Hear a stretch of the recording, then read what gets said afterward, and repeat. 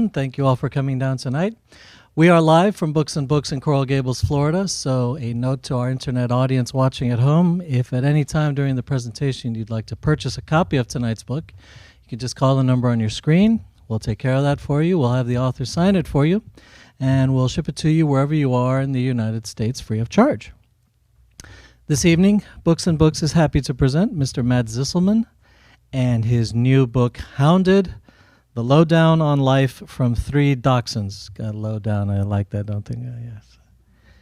Mr. Ziselman has worked for a wide array of advertising agencies, first as a copywriter and then as a creative director.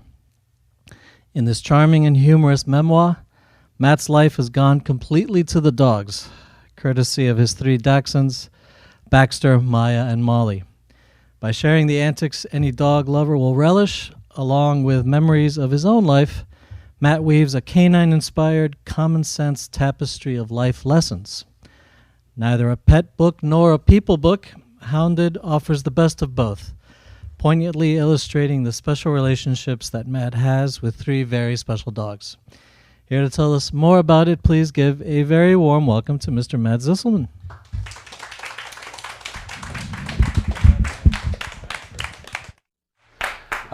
It's great to be here and see so many friendly, familiar faces. And needless to say, you will all receive your checks next week. For many years, I thought about writing a book. I didn't know what I was going to write about. Didn't have really any idea, but I knew that I had something I wanted to say. One thing I can tell you is that at no point throughout those years did I ever think I was going to write about 3 dachshunds. That's not something that sort of occurs naturally. And in the end, I really didn't have a say in it. Actually, the one responsible for writing this book was this one right here. That's Baxter. He's the reason I wrote this book, and I'll tell you how it came to be. Most dogs have some type of obsession, whether it's with a particular toy or whether it's chasing squirrels in the yard. Baxter's obsession, without sounding too egotistical, Baxter's obsession is me. And it's not necessarily that he's obsessed with showing me affection or giving me companionship. He's obsessed basically just looking at me, particularly staring at me. Baxter's thing is staring. And he doesn't stare. It's not like when you see a dog that's on a sofa or a chair and they're lying there and they just happen to be looking at you pleasantly and it's very sweet. Baxter's stare is closer to punishment, abuse. So one day I was sitting on the sofa and I was watching TV, and Baxter comes in and I notice him in my peripheral vision, and he's this black and tan little blob that walks slowly into the room. And I'm watching TV and I sense that he just is standing there. He's not doing anything. He's not looking at anyone but me. And I'm trying my best to ignore him, because I know if I make eye contact, it's on. That's it. Then we're into an immediate staring competition, and I know who's going to win, hands down. So I'm watching TV, and I see him walk a few steps closer. He doesn't sit down. He just stands there in the middle of the room. And he's done this millions of times. But on this particular day, for whatever reason, I don't know why, when I stared back at him, I saw something more than just looking. And it wasn't that he was looking through me or looking past me. He was looking with a sense of intent, as if he was trying to say something. And it wasn't, I'm hungry, I need to go out, or I'm hungry. He was trying to tell me something. And at that particular time, I was struggling, trying to find a subject to write about, an idea. And at that moment, Baxter gave me the idea. It was this notion that my dogs weren't just communicating with each other, they were communicating with me. And they had something to teach me about life. And at that point, I was struggling with an idea for the book, and I was going through some personal challenges, and it sort of struck me like a bolt of lightning, and I said, I'm going to write about them. And that's what I proceeded to do. I sat down without any real outline of what I was going to write about or any kind of structure, and I just started writing, trusting that whatever would come out would be usable. Maybe it was misplaced trust, but that's the way I approached it. And just sat at the keyboard and just began. And at a certain point in the process, I stopped writing, mainly because it was the end of a paragraph, and I sat there and took a break, and I was just basically staring at a wall, trying to think of the next thing to write. And the next thing I knew, I started writing again, and I wrote 2 or 3 sentences, and I looked down, and I realized I started writing about myself. I didn't plan that. It just sort of happened organically. I wasn't sure if I wanted to pursue that perspective, but I also didn't want to edit myself. I didn't want to go away from that, because I felt that for whatever reason it was strong enough that it made me do that. So maybe I should push forward with it. And I started writing more about myself and different events in my life. And what I suddenly realized was that what my dogs were teaching me about life were lessons that I could have really benefited from during these certain challenges that I faced. And I didn't know if that was the right way to go, because all I wanted to do was write a book about my dogs, that's all. A little silly book. And I didn't want it to become this serious book. I didn't want people to perceive it as, well, it's a memoir about a person who's had challenges. I didn't want to do that. But at the same time, I had to sort of follow that path that had just presented itself to me. And that's what I did. And I didn't realize what I had written until last October. I was invited to speak at a Dachtoberfest in Maryland, which is basically about 1,000 people and their dachshunds coming together to talk about all things dachshund. So they asked me, would you be interested? And I said, well, you know, what's it going to be like? And they said, well, there'll be about 1,000 people and 500 dachshunds. I said, I'm in. So I went down there and met a lot of nice people, saw a bunch of dogs, and it was amazing that we didn't leave with a couple more dachshunds in our car. Sold a bunch of books. And when I was signing my book, there was a woman who was sort of hovering around the table, and we had brought 2 of the dogs with us, and we had them in like a portable playpen. And people were coming in, and they were, you know, playing with their dogs and whatnot. And this woman was a little standoffish. She was just hesitant about something. And after about 10 minutes or so, she came up to me, and she said she wanted to buy a book. I said, great. And I asked her name, and I signed the book, and she started telling me how much she liked the book. And she was very generous with her words, very, very kind. And it was lovely. And as I was talking with her, I noticed that my wife was talking with a gentleman who I assumed was her husband. So I shook her hand, we took a picture together, and she went on her way. And my wife finished speaking with the gentleman. So my wife came over to me, and I said, you missed this lady who was just here. She was really, really nice. Really liked the book, loved it.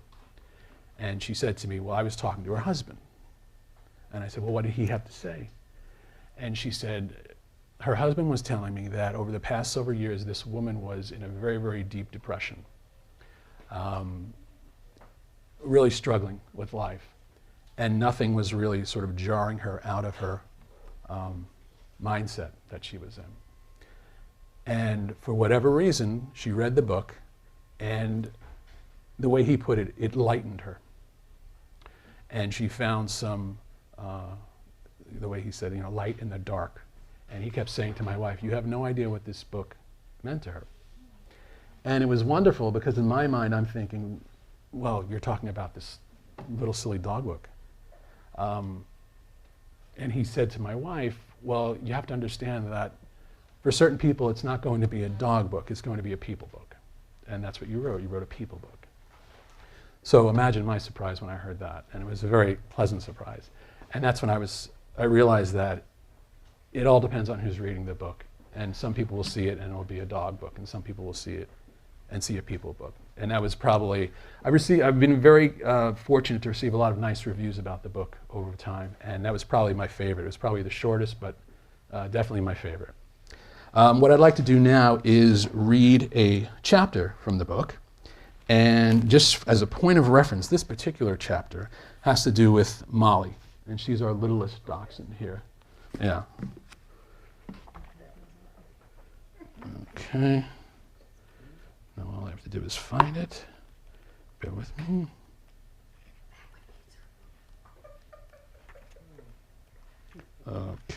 Okay. So the title of this chapter is The Squeaky Wheel Gets the Grease, the Whimpering Wheel Gets a Treat. You know that scene in Shrek 2 where Shrek and Donkey first meet Puss? The one where he stares at Shrek and Donkey with his eyes as big as saucers, welling with heavy tears? Well, Puss has nothing on Molly. Molly is another Texas transplant. She's what's called a piebald dachshund because her fur is all mottled black, white, and tan. She's a tiny thing, maybe 12 pounds on a really, really humid day. As I already mentioned, overall, Molly's a pretty happy dog. In fact, the woman we got her from used to call her Jolly Molly for that reason. Nothing seems to get Molly down. She never gets too high, never gets too low. She's just a really pleasant dog. Although there is one thing that Molly does that brings me and anyone else within earshot very down. When she wants attention, and when it suits her needs, Molly can be quite the drama queen. I'll set the scene. I'm sitting on the couch reading a book. After several moments, I sense a presence next to me. Without glancing over, I already know what's going to happen next. A small, wet nose inserts itself under my forearm and begins pushing my arm up. I then feel her short, smooth fur brush under my arm, culminating in about 14 inches of dachshund sidling next to me. She's pushing against me like she wants me to give her my lunch money. I ignore her. Molly does not like to be ignored. And so she resorts to the one thing that she excels at, other than being happy. She goes all Bambi on my ass. She cries. I kept all the documents that we received when we adopted Molly, and I remember going through them pretty thoroughly, but I can't seem to recall if she ever attended the actor's studio or had a 5-episode arc on Days of Our Lives. This dog can turn on the waterworks like a pro, practically on cue. But the truth is, her true power lies not in crying, but in preventing herself from crying. The one thing sadder than seeing someone cry is seeing someone on the verge of crying. The quivering lower lip, the flush in the cheeks, eyes pregnant with buckets of salty sentiment, ready to sodden the first available shoulder. Crying is sad. Almost crying is painful. I look at her. Her huge doe-like eyes stare at me. The perfect amount of moisture perched precariously on the rim of her lower eyelid, adding just the right touch of patheticness. She doesn't blink. This dog doesn't blink. She's a freak. I'm not kidding. She stares. The wetness builds. I stare. Her whiskers tremble. She's the Meryl Streep of her generation, or at the very least, of her litter. I remain unmoved. They're not real tears. She's not actually crying. I'm being ridiculous. She's a dog. And then, cue the sound effects, the whimpering begins. They start off more as a very soft vibration, like a Sonicare toothbrush that's almost out of battery power. You don't hear her whimpers as much as feel them. Apparently, at some point in her past, Molly crossed paths with George Lucas, because what's going on in her body and in my ears is at a quality and magnitude that surely involves the talented folks at Industrial Light and Magic. No response from Daddy. So she goes sonic. My back molars start to hurt. My eyes wince. A crystal flower vase begins to tremble ever so slightly. Somewhere in the Arctic Ocean, beluga whales are having hissy fits. I know she's sitting right next to me, safe as can be, but she sounds as if Laurence Olivier is peppering her with the same question over and over. Is it safe to leave you home alone and not put you in your crate? Chilling, truly chilling. I know what she's doing. It's nothing new. She just wants something. Perhaps she wants to go outside where she'll do nothing but lay in the driveway. Or maybe she's angling for a treat which she'll inhale and ultimately act as nothing more than a whining intermezzo.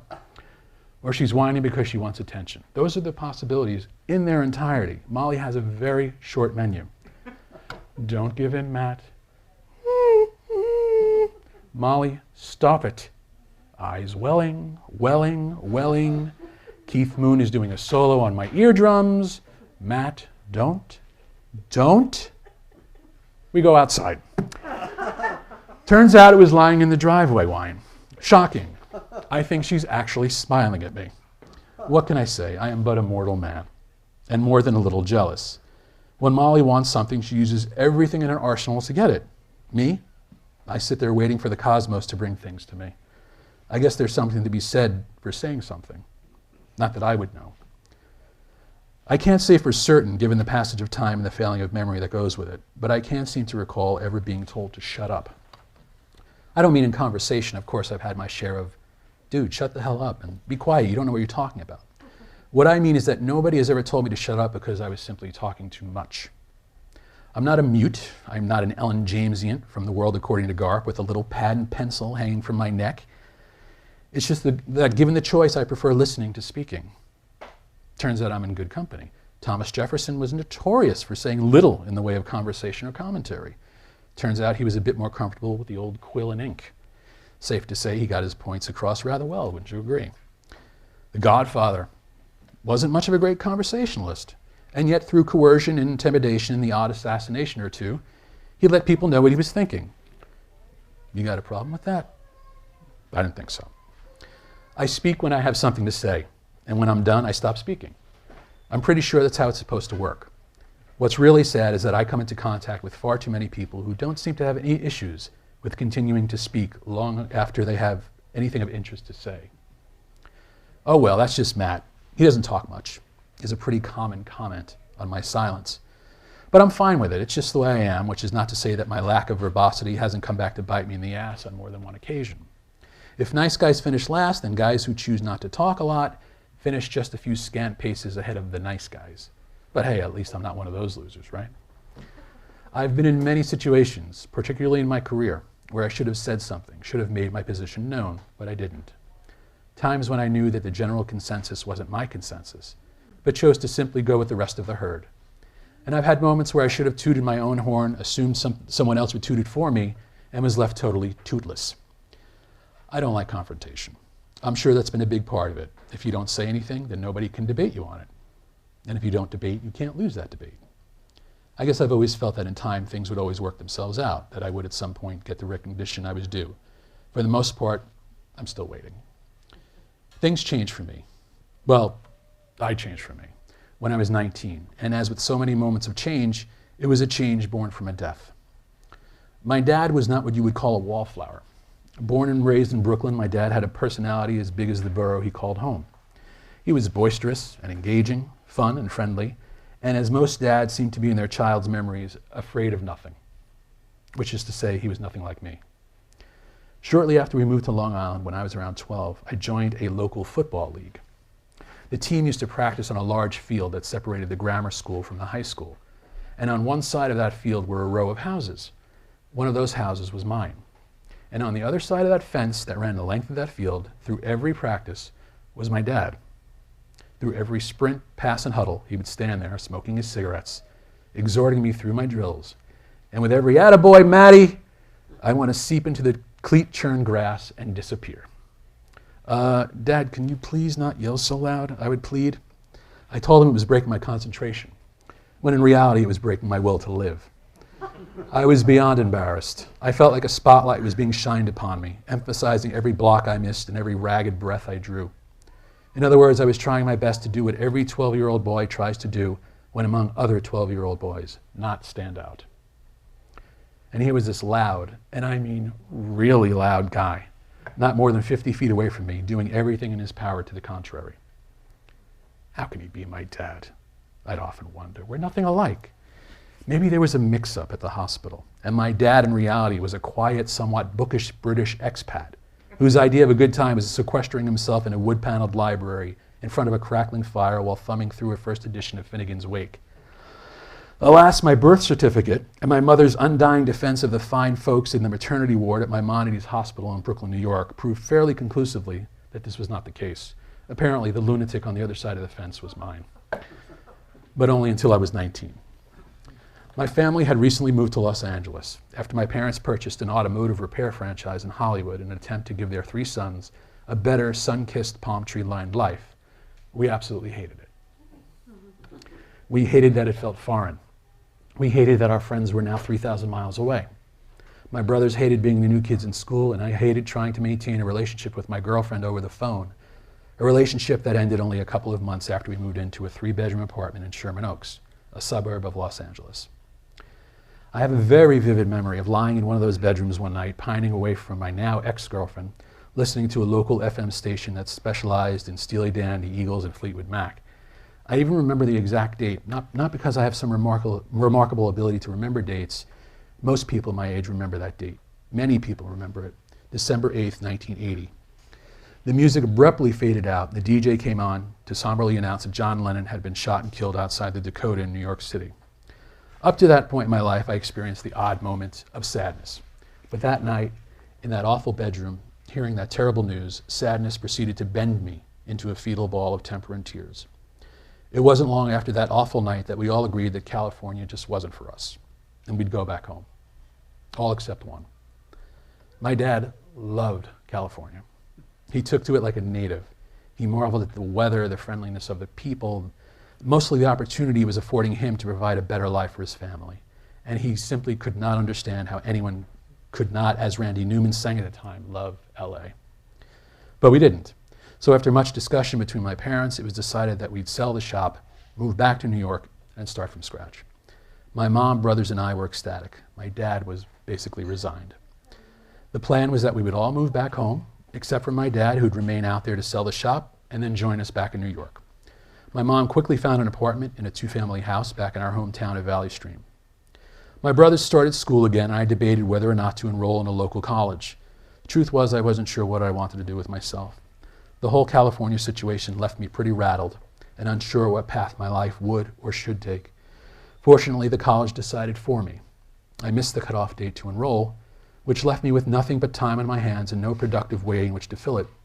My mom suggested that since I wasn't going to school, maybe I should go out to LA, keep my father company while I was trying to sell the shop. I said as long as it was temporary, I'd be happy to go. And besides, I missed my dad. He had moved into a studio apartment that was close to the shop, which was actually located at the intersection of Melrose and Vine, a redheaded stepchild to the more famous intersection of Hollywood and Vine.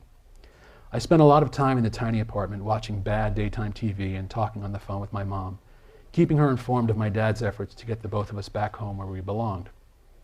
One day in March 1981, the phone rang, and I assumed it was my mother just checking in. "Hi, is this Matt Ziselman?" a serious-toned adult asked. "Yes, who's this?" "Matt, my name is Dr. F. I work at Kaiser Foundation Hospital. Your father was just brought in here about 15 minutes ago complaining of chest pains and shortness of breath. He told us to call this number and speak to you. Matt, is your mom there? Can I speak to her?" "Not now, please, not here." "My mom's in New York. Is he going to be okay? What happened to him?" "Matt, do you have a car? Do you drive?" "My dad had the car. Mom. Okay, do you have someone, a relative that can drive you here?" "Well, I can ask my Uncle Bill. I can call him." "Okay, Matt, that sounds good. It's Kaiser Foundation on Sunset Boulevard. Again, my name is Dr. F. Did you write all of that down? Go to the emergency room, ask for me, and I'll come get you. Okay? Do you understand?" "I do. I'm going to call my uncle and we'll be right down." "Okay, Matt. Is he okay? Is he going to be okay?" "Matt, hang up. Call your uncle." I don't actually remember calling my uncle or getting to the hospital. My memory abruptly picks up again in a room filled with three things: people, machines, and my dad. "Matt? Matt, are you all right?" I managed a nod as I stared at the scene in front of me, where the only person not moving was my father. The air was peppered with requests and demands. "I want to start a line in the femoral, please. What's his respiration?" "Matt, your dad has had a heart attack. Right now, we're doing everything we can to stabilize him. Does your dad smoke?" "Yes." "Okay.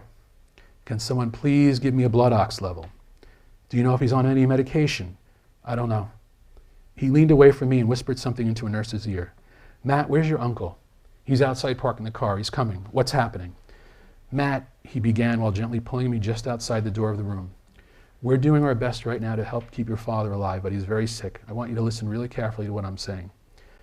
Your dad is still conscious. He's still able to communicate with us. I want him to talk to your mother." "Well, she's not here. She's in New York." Beep, beep, beep, beep. "I know. We can call her right now and put her on the phone with your dad. Is that so she can tell you it's okay to do whatever you need to help him? Because I can tell you that right now." He interrupted me by placing his hand on my shoulder. Matt, he said in a softer, steady tone, I want them to talk to each other. He stopped speaking, but he kept looking at me. He was waiting for me to take in what he had just said. Is he going to die? I managed to coax from my clenching throat. Matt, your father is very sick. I don't know if he's going to make it through the night. I want him to hear your mom. I want your mom to hear him. Do you understand what I'm saying? I paused a minute to admit to myself that I understood. Yeah. Would you like me to talk to her first? No, I'll do it. Okay, come over here. He guided me between the bodies and machines that were now keeping my father's life from leaving him. I arrived at a small bedside table with a phone on it. Press 9 first and then dial your mom's number, okay? The noise in the room dropped several respectful decibels, so all I heard were the various sounds of the different machines. I reached for the phone receiver with my right hand and cradled it between my right ear and right shoulder. As I began to dial a number and prepare to break my mother's heart, my left hand was suddenly filled with another. I looked at my dad's hand in mine. My eyes tracked past the tubes and wires that dotted and assaulted his arm, shoulder, and chest. My gaze eventually arrived at his face, where I found his eyes locked onto mine. They were wet and pleading. I offered a trembling smile. His lips moved. With the receiver still pressed to my right ear, I leaned in and put my left ear next to his mouth, where in a tremulous whisper I heard, "Okay, don't be scared. Love you. Going to be okay." "Hello," my mom said on the 5th ring. My hand never left his. My mom flew out to be with him during his recovery. A week passed. Early one morning she answered the phone and was told that he had died an hour earlier. I suppose it's natural when you experience something like that for your mind to rewind through the past years, the times you've had, the people you had them with. I thought a lot about my dad in the weeks and months that followed, and it was amazing how his loudness suddenly didn't seem so loud. How his antics on the other side of the fence and in the bleachers on game day stopped being antics and became a father's pride writ large for all to see. After he was gone, none of it seemed as embarrassing as it once did, and that changed me. Right or wrong, I came to the conclusion that my dad was the way he was for 2 reasons. The first was that it was just his personality. Some people are just born bigger than others, people whose personalities can't be contained by the barrier of their bones or the cover of their skins. Their life force overflows their borders. The second reason was that the world demands it. Let's face it, the world has neither the patience nor the inclination to listen to those who whimper, to those who expect to be recognized simply by showing up. Woody Allen even once famously said that 80% of success is just showing up. I think the other 20% is making your presence known once you do. My dad was a 20% man. Not too long after my dad died, I began to notice a gradual change in myself. I started to chime in more on conversations. I began offering unsolicited opinions. I started listening to what was being said around me. And if I didn't like what I was hearing, or I disagreed with what I was hearing, I let people know about it. In ways both large and small, I started to make my feelings known. And one of the first things I felt was this: I wasn't born my father's son, but in my 19th year, I think I became my father's son. I'm still speaking up. In fact, this book is a form of me speaking up. And while speaking up and making my presence known doesn't always result in anything even close to a golden ticket, I feel better for having said something. I feel better for being heard. So as it turns out, Jolly Molly has the right idea. Try as I might, I can't ignore her. She won't hear of it. And so the chin trembles, the eyes moisten, and the tears hang suspended on the lower rim of a Bambi-shaped eye. Hey, it works for her. Stick with your strengths, I say. Personally, tears aren't my thing. Let's face it, I don't really have the cheekbones for optimal tear flow. But fear not, if I want your attention, I'll get it. If I have something to say, you'll know it. After all, I am my father's son. Dachshund life lesson number 6, be heard. Thank you.